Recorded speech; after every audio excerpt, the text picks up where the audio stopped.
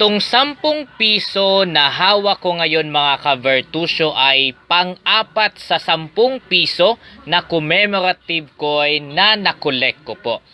First na 10 piso na meron po ako dito na commemorative coin ay EDSA Revolution. Next po ay Apolinario Mabini. Susunod naman ay si Andres Bonifacio. At ang meron ako sa araw na ito na commemorative coin din po na 10 piso ay si General Luna. Ayan. So, ito ay pang-apat sa 10 piso na commemorative coin na meron po ako as part of my collections. Yeah.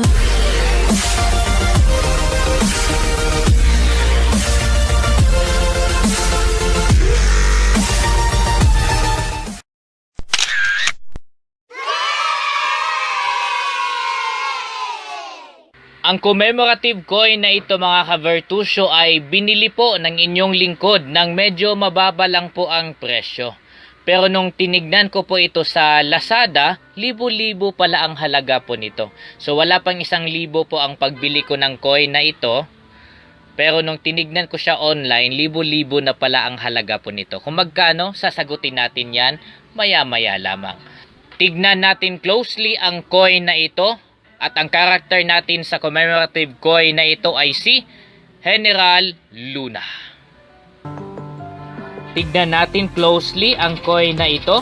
As you can see, bagong-bago pa po yan. Walang gasgas. Newly issued from the BSP. Tignan po natin ang designing logo na nakasulat. Dito po sa itaas, ang nakalagay ay Dangal, Tapang, Dignidad. Which describes po ito kay General Luna. Tapos makikita natin dito sa may ibaba ang bagong logo ng Bangko Sentral ng Pilipinas. Tapos makikita po natin ang ating hero sa commemorative coin na ito. We have Antonio Luna na nakasakay ng kabayo. Yan, kasi si Antonio Luna ay isang general ng sandatahan po natin sa Pilipinas during that time when we fought against the Americans. May mga additional features din po na meron po dito sa harapan na makikita po natin. Ito ay libro at pluma. Tapos ito ay parang kasabihan yata ni General Luna. Ito nakasulat dito sa itaas. Tapos ito ay parang maliliit na sulat din po ito. Hindi na po siya klaro. Hindi na natin mababasa po yan. Basta kasama po yan sa disenyo sa harap ng commemorative coin na ito. Tignan naman natin ang likod na bahagi. Nakalagay po dito ang Republika ng Pilipinas. Tapos makikita po natin ang value sa Philippine currency ng commemorative coin na ito. 10 piso. At ang pinaka dakila na nandito sa gitna ay si General Antonio Luna. Yan, si General po ito. Tapos nakalagay pa dito yung lagda niya or signature. So ang coin na ito ay bagong-bago pa lang, walang gasgas.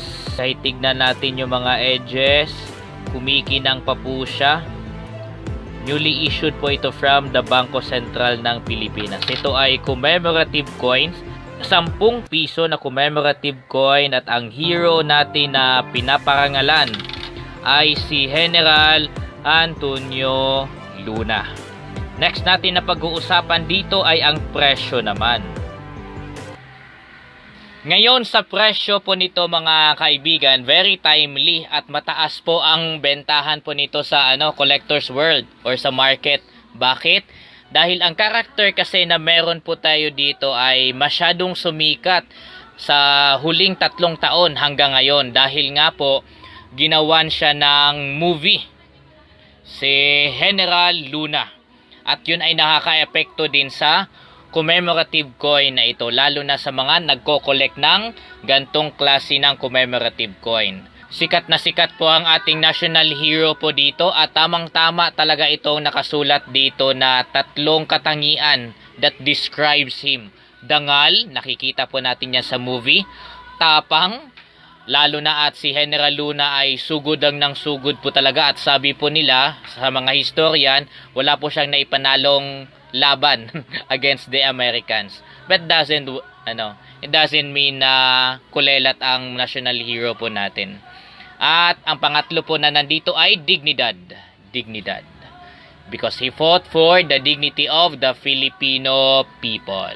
If you can open Lazada or Shopee at makakita po kayo ng gantong klase ng coin, General Luna, makikita nyo po na ang presyo po nito ay hindi na po bababa sa 10,000. Naglalaro po to 10,000 to 20,000 ang bentahan po nito sa market.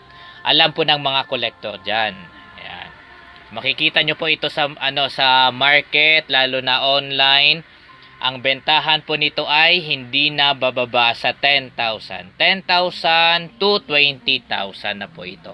Dahil nga po, ang character or national hero na meron po tayo dito ay sikat na sikat. It affects the commemorative coin. Lalo na itong si General Luna. Kumbaga, nagiging mataas ang demand sa commemorative coin na ito. So, nakaka-amaze po mga ka-Vertusio ang presyo po pala nito nung na-discover ko siya online. So, binili ko lang po ito ng medyo mababa po ang halaga. Wala pa nga pong 1,000. Pero, mabibenta ko po ito ng mas mataas. Libo-libo, as I told you kanina sa presyo. This will stay for me for a while muna. Ito ay pagawan muna ng papers, tapos i-preserve ko na ito. Tapos maghihintay po ito ng buyer kung sino man ang willing na bumili po nito. And at the same time, mangongolekta pa rin po ako kung meron man sa inyong meron na tulad nito na commemorative coin. Kaya kung meron man kayo, i-message nyo po ako. Okay? So, meron na akong 4 na 10 piso na commemorative coin.